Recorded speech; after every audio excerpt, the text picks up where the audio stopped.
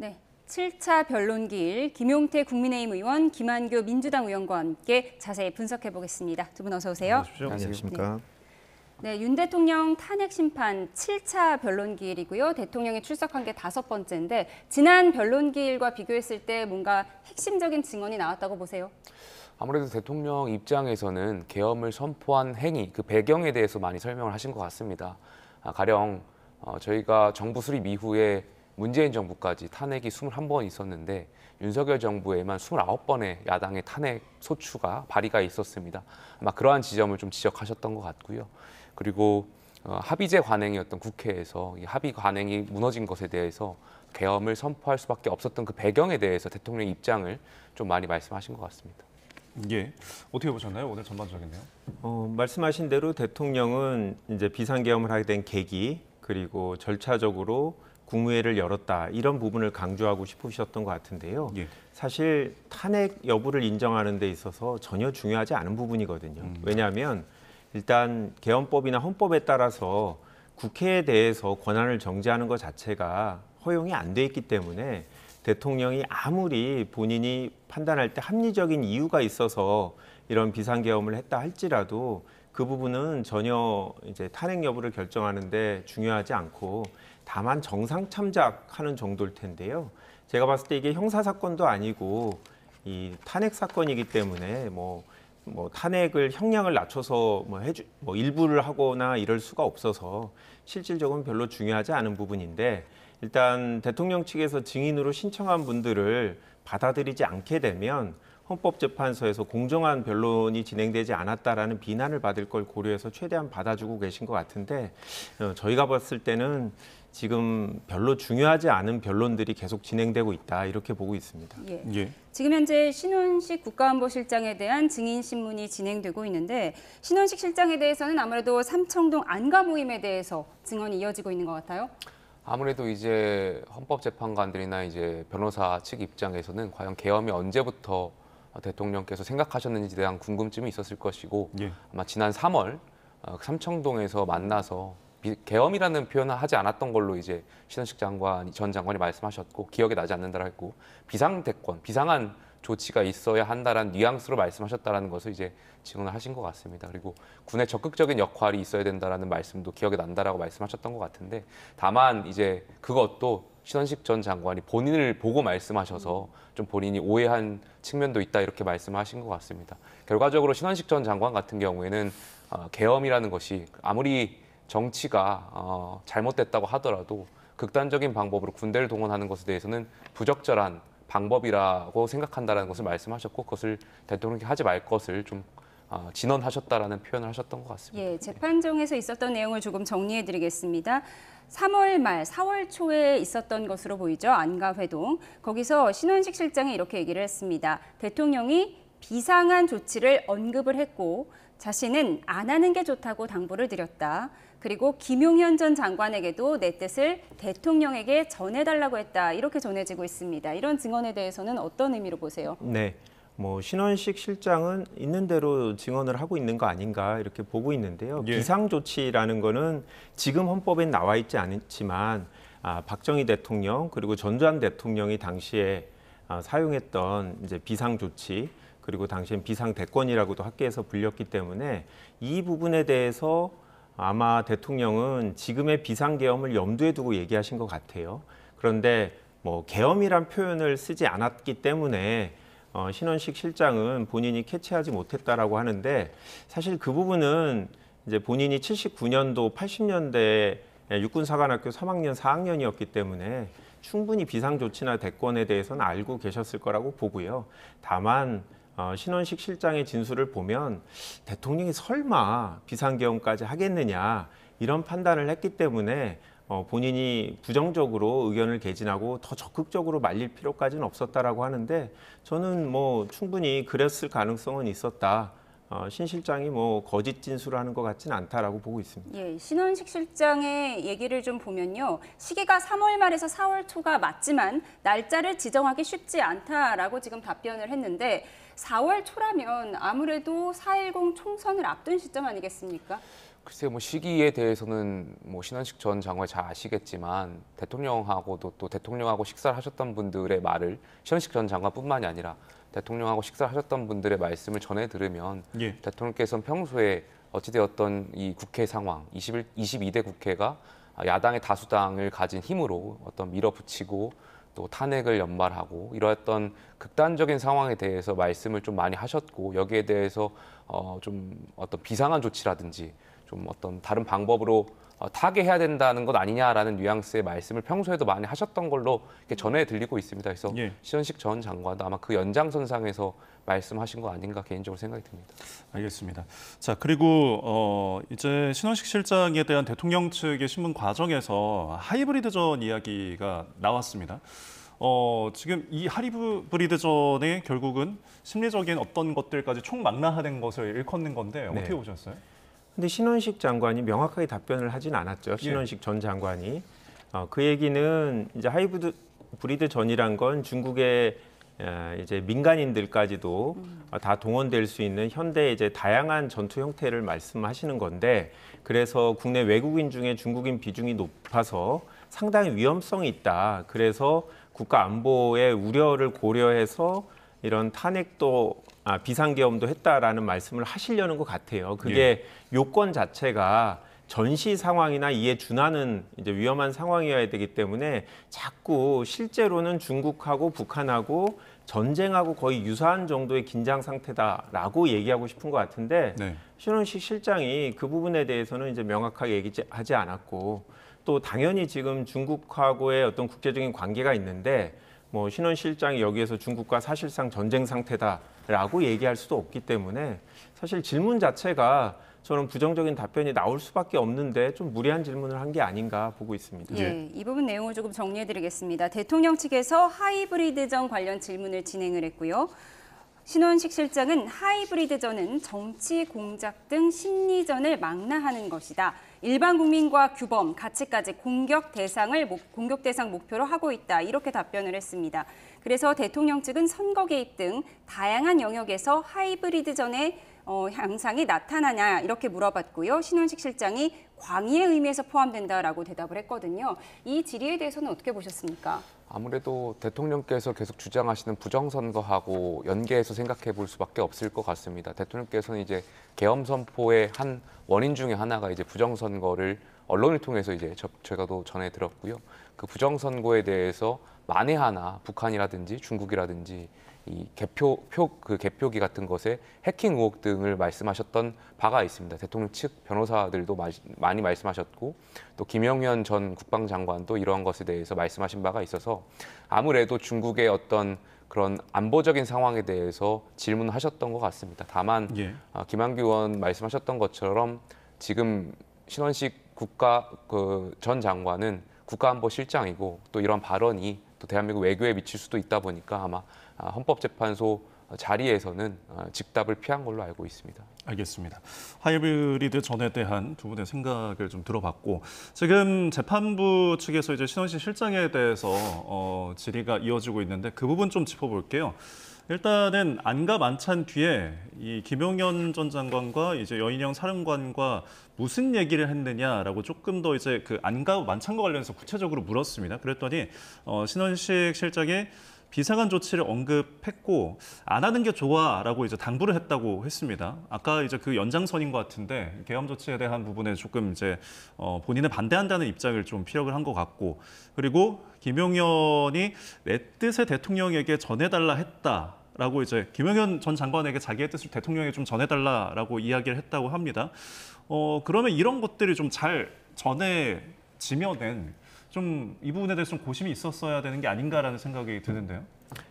어제 문재인 전 대통령이 한 언론하고 인터뷰를 하시면서 검찰총장을 뽑을 때 우려했던 부분 중에 하나가 윤석열 후보자는 자기 고집이 너무 세다라는 세평이 있어서 고민했지만 검찰개혁에 찬성하는 유일한 후보자에서 선택을 했다라고 하는데 실제로 누가 조언을 했다 할지라도 과연 윤 대통령이 따랐을까라는 생각이 들고요.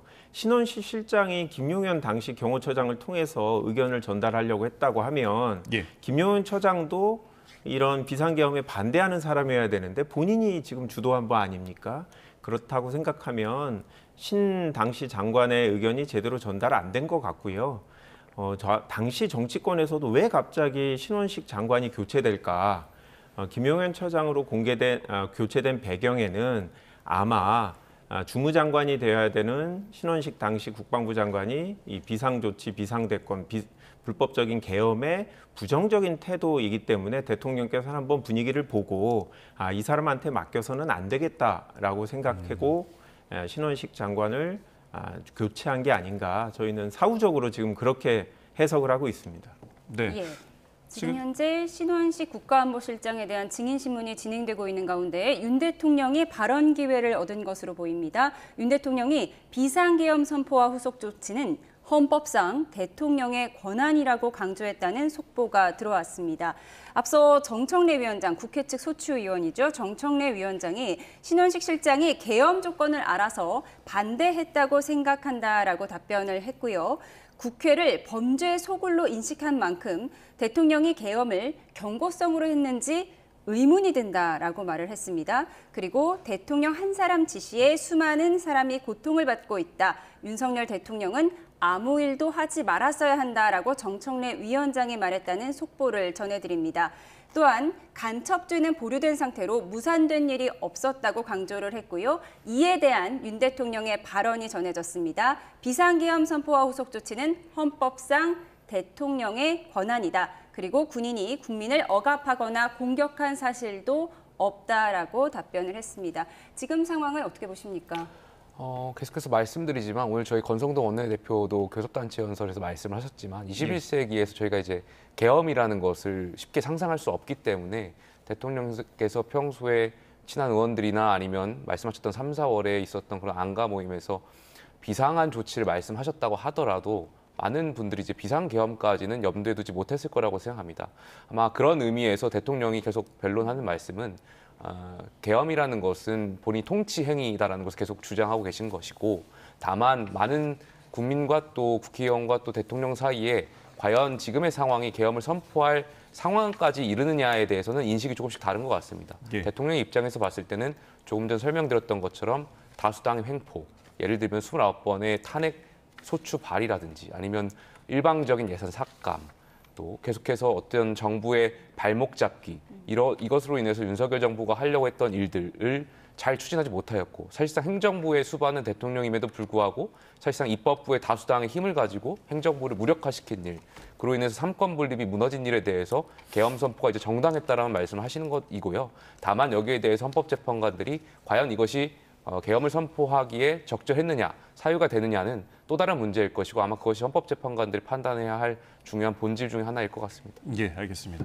지금 이제 신원식 실장에 대한 증인신문이 좀 마무리가 되는 수순인 것 같습니다. 윤석열 대통령의 의견 진술이 속보가 계속 들어오고 있는데 다시 한번 좀 정리를 해드리면은 비상계엄 선포는 이 후속 조치, 헌법상 대통령 권한이다. 민주당이 내란 프레임으로 만든 체포 안 일어났다. 그리고 군인이 국민을 억압하거나 공격한 사실도 없다고 덧붙였고요. 오히려 질서를 유지하러 간 군인이 시민에게 폭행을 당했다라고 언급도 했습니다. 또한 결심 지원실에서 보려한 거는 국회법이다라는까지 언급이 있었는데 지금까지 들어온 내용 또한 한 줄이 더 들어왔는데 계엄 해제 요구안 통과는 명시적으로 보지 못했다라는 의견까지 덧붙였네요. 어떻게 보셨어요? 그러니까 계속 본인이 비상계엄을 선포하게 된 계기에 대해서만 말씀하시는데요. 그 하나하나 사실을 보면 여야 간에 사실 상당한 대치가 있었고 예. 저희 야당에서 대통령의 어떤 국정 운영에 대해서 비판적인 행동을 보이고 의견을 제시한 건 맞습니다. 근데 그렇다 할지라도 과연 계엄이 합법적으로 이루어졌는지는 완전히 별개의 문제인데 예. 그 부분에 대해서는 계속 얘기하시지 않고 본인이 그런 행동을 할 수밖에 없다라는 얘기를 하시는 거는 제가 봤을 때 헌법재판소 재판관들을 설득하려는 건 아닌 것 같아요. 그분들은 제가 봤을 때 법적으로 입법부나 언론, 그다음에 선관위에 대해서 어떤 권한 행사, 기능을 정지시킬 수 있는지 이런 측면으로 보시는 건데 지금 하시는 거는 결국 다 국민들한테 본인 행위의 정당성을 얘기하면서 장 외에서 전선을 예, 이어가려는 걸로 잠시만요. 보입니다. 지금 네. 신원식 국가안보실장이 증인신문을 마치고 나가는 모습을 보여드렸습니다. 네, 저희 카메라가 따라갈 것으로 보이는데요. 네, 신원식 국가안보실장에 대한 증인신문 오후 2시부터 시작이 됐고요.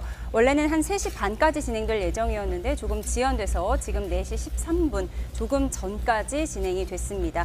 그래서 지금은 휴정이 된 상태고요. 잠시 후에 백종욱 전 국정원 3차장에 대한 증인신문이 이어질 것으로 보입니다. 네, 신원식 실장에 대한 증인신문을 마친 뒤에 윤 대통령은 민주당이 내란 프레임으로 만든 체포는 일어나지 않았다. 군인이 국민을 억압하거나 공격한 사실이 없다라고 강조를 했고요. 결심지원실에서 보려고 한 건 국회법에 의거한 것이다. 그리고 계엄 해제 요구안 통과를 명시적으로 보지 못했다. 이렇게 발언을 했습니다. 네, 지금 신원식 국가안보실장이 증인신문을 마치고 퇴정하는 모습까지 보여드렸습니다. 네, 대통령이 결심지원실에서 보려고 한 건 국회법에 의거한 것이다. 이런 발언을 했거든요. 결심지원실이라는 게 정확히 어떤 곳이죠? 글쎄요, 뭐 아마 대통령께서 말씀하시는 게 그 당시에 계엄군사령부, 그러니까 제가 합참인지 육군 합참이었는지 기억이 저도 좀 나지 않는데 거기에 있었던 상황실을 말씀하시는 것 같습니다. 그 상황실에서 계엄군의 이동 경로라든지 이런 것을 봐왔기 때문에 아마 거기서 보셨던 내용들을 말씀하시면서 아마 결심지원실을 말씀하신 것 같고요. 결심지원실이라는 것 자체가 군사 국방 용어로 알고 있습니다. 예, 알겠습니다. 자, 이렇게 이제 두 번째 증인까지 저희가 마무리했는데 오늘 윤 대통령 역시나 출석을 해서 5번째 출석인데 적극적으로 발언하는 모습들 보셨습니다. 조금 전에는 이제 신원식 실장의 마무리에서 의견 진술 내용을 가지고 저희가 이야기를 해봤는데 앞서서 이제 이상민 전 장관에 대해서 저희가 좀 이야기를 나누겠습니다. 지금 현재 재판정은 휴정이 된 상태여서 앞서 있었던 이야기를 좀 나눠보겠습니다. 자, 손바닥으로 책상을 두드리면서 좀 적극적으로 발언하는 모습도 보였어요. 이 부분은 어떻게 보셨어요? 뭐 대통령은 지금 이 내란으로 인해서 형사처벌 받는 것도 동시에 고려하시는 것 같아요. 그리고 본인만 아니라 이상민 전 장관까지 여러 사람이 지금 관여되어 있는데요. 본인의 책임은 논외로 하더라도 이상민 장관 같은 경우에는 만약에 비상계엄이 국무회의를 제대로 거쳤다고 하면 이 한 분 한 분이 법적으로 이게 허용되는지 안 되는지를 모르니까 자기는 직무에 따라서 그냥 따라서 했을 뿐이다 라고 하면 형법에 정당행위가 있는데 거기에 보면 업무상 한 행위는 형사처벌을 면할 수 있습니다. 그래서 이분들이 자꾸 국무회의가 제대로 이루어졌다라는 얘기를 하려는 거고요. 절차적인 부분에서 문제가 없었다고 하면 여러 사람의 형사 책임이 좀 피해지기 때문에 대통령은 이제 본인도 그렇지만 다른 이제 행안부 장관이라든지 여러 사람의 책임까지 고려해서 지금 오늘은 절차적인 측면에서 되도록 상당히 많은 얘기를 하시려는 거 보고 있습니다. 네, 알겠습니다. 신원식 국가안보실장과 이상민 행정안전부 장관 두 사람은 모두 국회 측과 대통령 측에서 모두 증인으로 신청을 한 경우거든요. 어쨌든 두 사람의 증언이 끝났는데 그럼 양쪽에서 신청을 했는데 어느 쪽에 좀 유리한 증언을 했다고 보세요? 글쎄요, 아무래도 이제 이상민 전 장관 같은 경우에 국무회의를 주관하는 행정안전부의 전 장관이셨고, 이 국무회의의 회의록을 작성하는 여부, 혹은 그 과정에서 절차상에 어떠한 문제가 있었는지 등, 그러니까 그날 12월 3일 날 밤 10시 반 이후, 10시 전후에서 그 상황을 종합적으로 알 수도 있는 분이기 때문에 오늘 양측에서 모셔서 좀 그 전반적인 말씀 좀 들어봤던 것 같고요. 아무래도 여기에 대해서 실체적 진실에 대해서 좀 언급하면서 그날 있었던 상황들, 저희가 오해하고 있었던 상황들을 좀 잘 설명하지 않았나 생각이 듭니다. 그 예로 대통령 하나가 측은 이상민 전 장관 발언으로 비상계엄 진실이 드러나고 있다 이렇게 얘기를 그 예로 하나가 이제 소방청장한테 단수단전을 지시했냐 아니냐였던 것 같습니다. 저희가 처음에 이 발언이 12월 중순 말 정도로 기억하는데 이상민 장관이 당시 소방청장한테 전화해서 언론사라든지 단수단전을 지시했던 걸로 저희가 언론의 보도를 통해서 알고 있었는데 사실 오늘 변론을 통해서 보니까 그것이 아닌 것이 또 확인이 됐죠. 그러니까 이상민 전 장관 같은 경우 대통령으로부터 단전 단수에 대한 지시를 받은 적도 없고 그러니까 쪽지를 보았던 것이고 다만 이제 그 국무회의 이후에 광화문 청사로 이동하는 도중에 대통령께서 그 국무회의실에서 썼던 쪽지, 단수 단전에 대한 쪽지가 생각나서 주무부처 장관으로서 깜짝 놀라서 한 2시간 정도 뒤에 소방청장에 전화해서 혹시 이러이러한 단수 단전을 지시받은 뭐 어떤 지시책이라든지 아니면 신고가 들어온 곳이 있느냐에 대한 확인차 전화했던 것이 드러났고, 만약에 정말 그러한 지시라든지 혹시 그런 게 있었더라고 하더라도 예. 국민 안전을 좀 당부했다는 말씀 좀 오늘 헌재에서 말씀하셨던 걸로 보아서 저희가 또 알고 있었던 내용, 또 검찰의 기소장에 적혀 있었던 내용하고 달랐던 것을 좀 오늘 확인했던 것 같습니다. 그런 측면에서는 아무래도 대통령 측이라든지 이런 쪽이 좀 더 유리했지 않았을까 생각이 듭니다. 예. 그러니까 이상민 전 장관 같은 경우는 이 공소장에 나오는 내용과 지금 여기서 이제 증언한 내용이 또 이제 네. 다르게 나타났잖아요. 그 형법상 내란죄 구성 요건이 이제 네. 국헌 문란을 위한 폭동인데 네. 그래서 지금 이 뭐 언론사의 단전이나 단수에 대한 부분들이 네. 여기에 이제 속할 수 있으니까 그래서 조금 다른 답변이 나오지 않았나라는 생각도 할 수 네, 있을까요? 맞습니다. 뭐 이상민 장관 자체가 판사 생활을 오래 한 법조인이기 때문에 본인이 아직 기소를 당하진 않았지만 재판을 수사를 받고 염두에 두고는 있- 수사를 네, 받고 수사를 있기 받고 있습니다. 때문에 이게 본인의 행위는 내란죄에 해당되지 않는다라는 부분을 강조하려고 했던 것 같아요. 그런데 제가 봤을 때 쪽지가 있었다라는 게 오히려 확인된 부분인 것 같아요. 장관 자체가 대통령한테 직접 지시를 받았다라는 점은 부인하고 있지만 분명히 원탁회의 그 문서에는 단전 단수 언론사들, 특정 언론사 MBC에 이런 부분이 포함되어 있었다라는 멀리서 얘기는 봤다 이런 거죠. 인정을 하고 있는 거고요. 그리고 본인이 2시간이 아니고 질문에서 다시 한번 확인된 건 1시간이었죠. 왜냐하면 11시 30분에서 12시 사이에 소방청장한테 전화했다라는 게 확인이 됐기 때문에 본인이 단순히 그냥 문서를 봤는데 전화를 했다라는 것도 이상하고, 청장과 차장이 다 관련된 진술과 증언을 하고 있기 때문에 이 부분은 본인이 어떻게 얘기하든 달라질 건 아니고, 다만 이 본인이 만약에 언론사에 명확하게 단전 단수를 지시하지 않았다라고 하면 예. 과연 헌법상 또는 법률에 다른 기능을 훼손하는 거냐, 그러니까 언론의 자유를 침해하는 거냐, 이 부분은 다툴 여지가 있어 보이는데요. 그런데 이미 국회에서 소방청장이 얘기한 부분이 더 객관적이고 또 상세하고 더 문제가 일어나고 나서 그 직후에 일어나기 때문에 조금 더 신빙성이 있지 않을까. 만약에 문제된다면 수사기관이나 법원에서는 소방청장의 얘기에 더 신뢰를 가지지 않을까 생각합니다. 예. 예. 단전 단수 지시가 없었다는 이 발언에 대한 신빙성은 앞으로도 계속 쟁점이 될 것 같은데요. 그런가 하면 이상민 전 장관이 자신은 계엄에 반대했고 만류의 뜻을 전했다라고 강조했거든요. 이 부분은 대통령 탄핵 심판에 어떻게 작용할 걸로 보세요?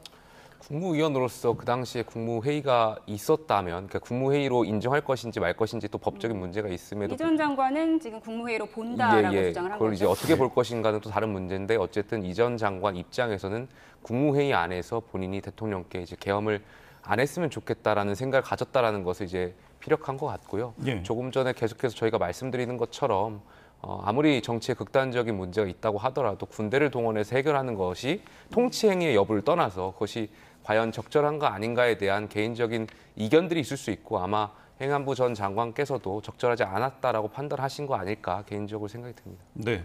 그리고 이 지금 비상계엄 선포에 대해서 명확하게 뭐 찬성과 반대를 밝힌 이제 국무위원이 없었다. 하지만 전반적으로 우려를 전했다라는 거잖아요. 찬반을 명확하게 밝히지 않았고, 그리고 이 비상계엄이 위헌 위법이라는 생각을 한 사람도 아무도 없다라고 이제 이상민 네. 전 장관이 얘기했는데, 결국은 그 앞에서 다른 이제 국무위원들이 했던 이야기와 또 대치가 되는 부분이거든요. 네, 아까 말씀드린 것처럼 이게 국무회의가 있었고 거기서 여하튼 통과가 됐으면 예.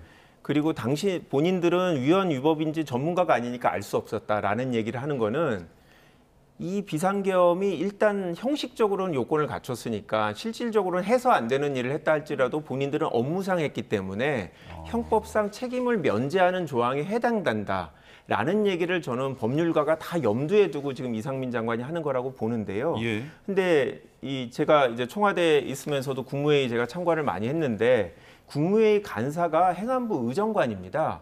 이상민 장관 밑에서 일하는 분인데 이분이 의사록을 여전히 안 작성했어요. 예. 그러니까 이상민 장관이 사퇴하기 전에도 이미 며칠의 시간이 있었는데, 그때 만약에 국무회의가 제대로 있었다면 작성을 했을 텐데 지금 한덕수 국무총리도 국무회의라고 할 만한 게 없었다라고 얘기하지 않고 있습니까?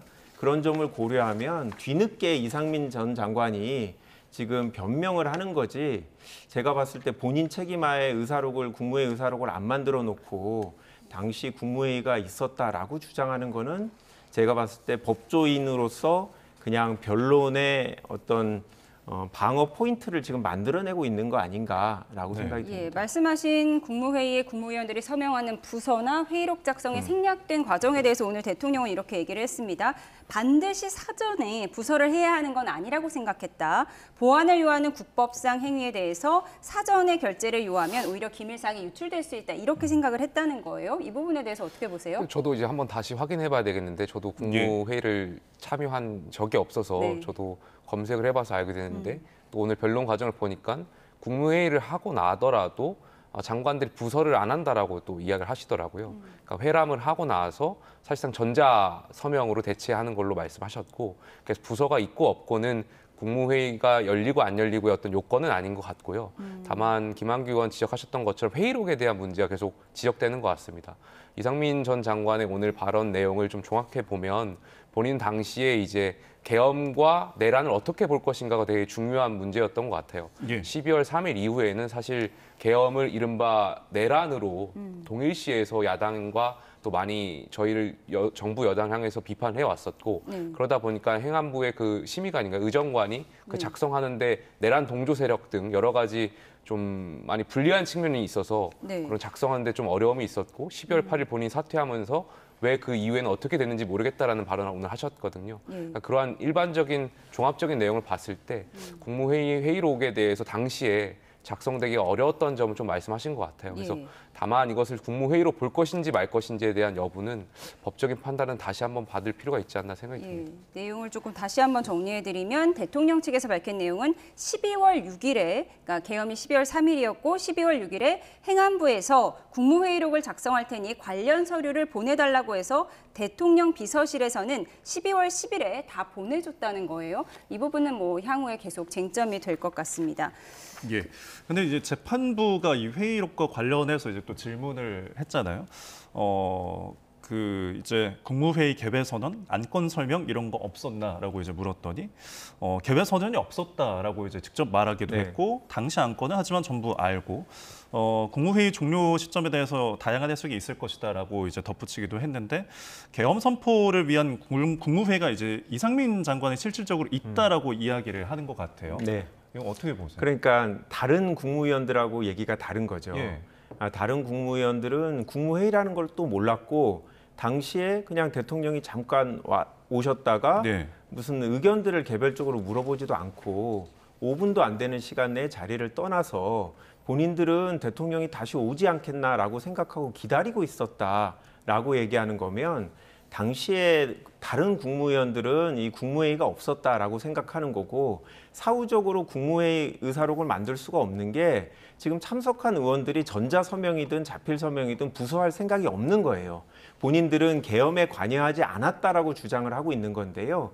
근데 이제 법조인인 이상민 전 장관은 계속 국무회의를 했다라고 인정이 돼야 자기는 후속 조치, 그러니까 단전단수를 위해서 소방청장한테 전화를 하고 구체적인 비상계엄의 절차에 참여했기 때문에 입장이 좀 다른 거죠. 대부분의 국무위원들은 그냥 회의만 참여하고 돌아가서 국실장들하고 회의만 했을 뿐이지 구체적으로 뭔가 액션을 취하지는 않았거든요. 그래서 국무위원 간의 입장이 좀 다른 상황이다.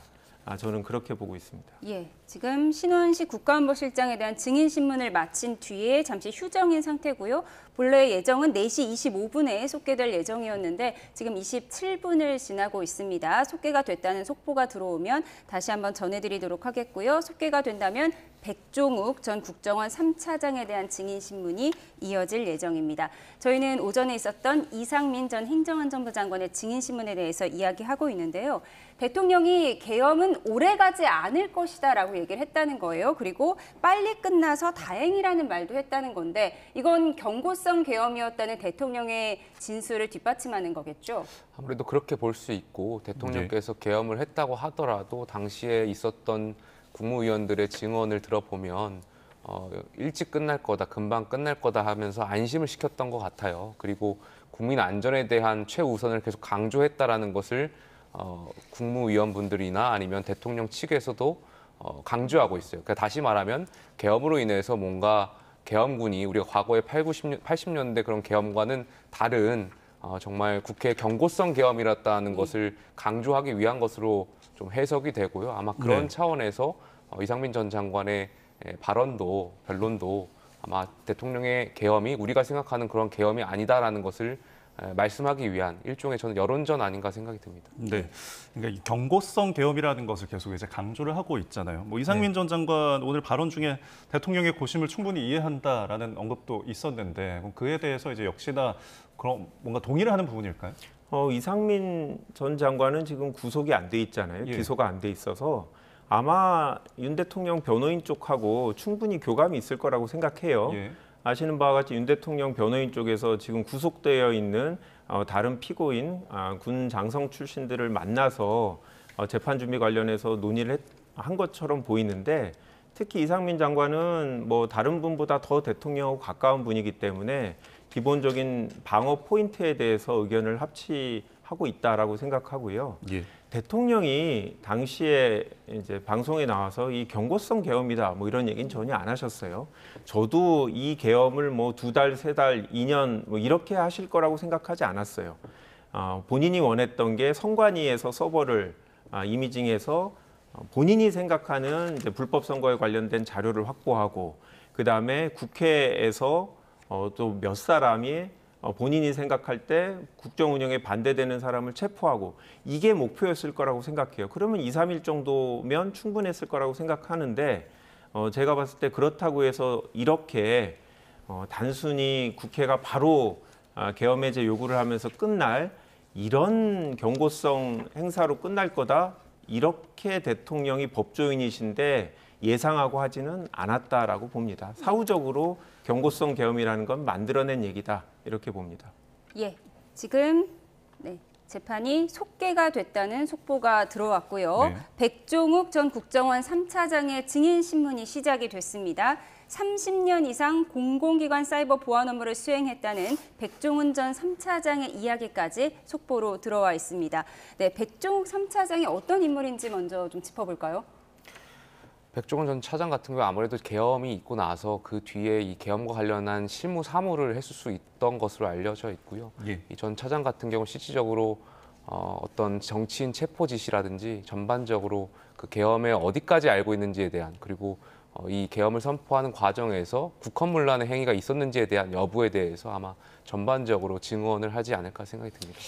제 생각에는 예. 이분이 이제 3차장인데 보안 전문가고 예. 그 전에 선관위에 대해서 보안 시스템을 점검할 때 본인이 관여한 참여했죠. 분이거든요. 예. 그렇기 때문에 아마 선관위 시스템에 하자가 있어서 충분히 외부의 공격들이 가능하고 기존에 있었던 2024년 총선이라든지 다른 선거에서 혹시라도 불법적인 어떤 공격으로 인해서 선거 결과가 바뀌었을 가능성도 있다. 뭐 이런 식의 얘기를 하게 만들려는 게 아닌가라는 생각이 드는데 예. 뭐 제가 봤을 때 뭐 이미 선관위에서 알려진 것처럼 아주 제한적인 여건 하에서 방어하기 어려운 실제로는 일어나기 어려운 상황에서 극한적인 상황에서 당시에 서버 관련된 사이버 보안 업무를 했기 때문에 예. 일부 하자가 있어도 다 그거는 총선 전에 다 보완을 했다. 그래서 불법 선거나 사이버 해킹은 없다라고 이미 선관위가 얘기한 거라 제가 봤을 땐 새로운 사실이 나온다기보다는 대통령이 생각하는 뭐 선관위 시스템의 하자 이 부분을 강조하는 질문과 증언이 있을 걸로 보입니다. 그러니까 그 전에 이제 부정선거 의혹에 대한 선관위의 어떤 시스템의 어떤 취약점이나 이런 것들을 계속 주장해온 이제 윤석열 대통령 측인데 그러면 오늘 여기서 이제 나올 말들을 조금 예상을 해보자면 군이 이제 투입이 됐잖아요. 이 부분에 대해서 어떤 걸 주장하고 싶어서일까요? 그러니까 아마 그런 부분도 있겠죠. 당시에 아주 간단하게 어떤 물리적인 피해를 주지 않고 선관위에 예. 그냥 서버 시스템을 점검하려는 목적이었고 되게 짧은 시간에 끝낼 생각이었고 기존의 수사라든지 어떤 합법적인 방법으로는 관련 자료를 확보할 수가 없어서 아마 국회에서 그런 입법을 하는 거에 반대할 테니 예. 부득이하게 이런 조치를 취했고 아마 뭐 선관위 직원들이나 이런 사람들에 대한 물리적인 피해 전혀 없이 가능했던 일이다. 뭐 이런 얘기까지 하려고 제가 봤을 때 증인을 불렀을 것 같은데요. 예. 제가 봤을 땐 지금 뭐 자막에도 나온 것처럼 기본적으로는 대통령이 하는 주장과 예. 일치되는 증언들을 할 걸로 예상하고 있습니다. 예, 대통령 측이 신청한 증인이고요. 백종욱 전 국정원 3차장이 하는 증언 내용을 조금 정리해드리도록 하겠습니다. 백종욱 전 3차장, 보안정책 수립과 사이버 대응의 현장에 늘 있었고 사이버 위협의 종합 판단이 가능한가라는 대통령 측의 질의에 경험한 범위 내에서 가능하다고 생각한다고 말을 했습니다. 그러면서 선관위는 어떤 기관의 시스템보다 보안이 중요하다고 했고요. 최고 보안 수준이 유지될 거라고 생각한다라고 했습니다. 그리고 이어서 점검 결과를 보니 보안 관리 부실이 드러났다. 인터넷과 업무망, 선거망은 망끼리 연결해 접점을 이루고 있는데 외부에서 내부 시스템이 침투가 가능해서 보안이 부족한 수준이었다 이런 답변을 했습니다. 바로 이 부분이 좀 대통령 측에서 원했던 답변이 아닐까요? 그러니까 보안이 불안정하다라고 하는 것과 부정선거가 있었다라고 하는 것은 차원이 다른 문제일 것 같습니다. 예. 예. 말 그대로 보안이 이 선거 관리에 대한 문제는 당연히 자유민주 국가에서 선거를 안전하고 또 투명하게 관리하고 또 보안적으로 문제가 없게 하는 것은 국가의 책무라고 생각되고요. 네. 말씀하셨던 것처럼 실제로 근데 선관위에 과거에 이제 서버에 대한 여러 가지 문제가 지적된 바가 있습니다. 다만 이것이 실제 부정선거로 이어졌는지에 대한 어떤 결과론적인 것은 저희가 알 수가 없는 것이고 예. 알 수가 없는 것이고 또 현재 상황에서는 아니라고 보는 것이 그 대부분의 생각이기 때문에 아마 대통령께서는 다만 저희 생각과는 다르게 이제 부정선거가 있었다라고 판단하실 수도 있고 그러다 보니까 이것이 계엄을 선포하는데 굉장히 중요한 하나의 원인이라고 판단하지 않았을까 생각이 듭니다. 네. 이 의견에 대해서 어떻게 보세요? 그런데 이분이 국민의 미래, 비례를 신청했잖아요. 네. 32번인가요? 이렇게 공천을 받았던 분이라 사실은 정치적으로 이미 어떤 입장을 정하고 오신 분이죠. 그러니까 계엄 당시에 국정원 3차장으로 근무했던 게 아니라 2022년에 근무했던 거고 2024년 지난 총선 당시에 지금 여당의 위성정당으로 비례에 출마했던 분이라 과연 이분의 얘기를 다 하나하나 이제 신빙성이 있다라고 들어야 될지 모르겠는데요. 선관위가 뭐 저분이 얘기한 대로 어디보다 더 엄격한 보안 시스템이 갖춰져야 된다. 이거는 뭐 당연한 얘기인 것 같은데 예. 선관위가 그 이후에 2024년 총선 전에 드러난 어떻게 보면 그렇게 중요하지 않은 보안상의 어떤 하자 이런 것들은 다 개선을 했다라고 얘기했기 때문에 그런 부분에 대한 반대 신문들까지 한번 들어봐야 된다. 네. 오늘 아마 신문 과정에서 그런 질의를 국회 측 대리인이 하지 않을까 싶습니다. 그러니까 국회에서 앞서서 이제 지난 12월에 행정안전위원회 현안질에 출석해서 부정선거 흔적은 찾을 수 없다라고 그러니까 윤 측과 윤 대통령 측과 좀 약간 반박되는 의견도 냈거든요. 네. 이런 부분에 대해서 좀 확인하려고 할까요? 네. 국회에서는. 그래서 아까 이제 김용태 의원님이 말씀하신 대로 보안 시스템에 뭐 일부 하자가 있었던 거하고 부정선거가 있었던 거하고는 완전히 별개의 문제지 않습니까? 네. 그래서 이분은 이제 본인이 자신 있어 하는 당시 점검했을 때 일부 하자가 있었던 거 이 부분은 상세하게 얘기를 할 텐데 예. 그렇다고 부정선거가 있었다라는 증거에 대해서는 얘기하실 수 없고 또 당시에는 국정원에 있지도 않았다라는 네. 점을 말씀드립니다. 알겠습니다. 예. 계속해서 백종원 전 국정원 3차장의 증인신문 내용을 저희가 자막으로 보내드리고 있습니다. 대통령 측에서 선관위가 채용비리 지탄을 수용했나라고 묻자 선관위 내부 사항이라 답변 드리기 곤란하다라고 했습니다. 뭐 많이 아시는 것처럼 선관위 내부에서 채용비리 사건이 있었죠. 그 일을 언급한 것 같고요.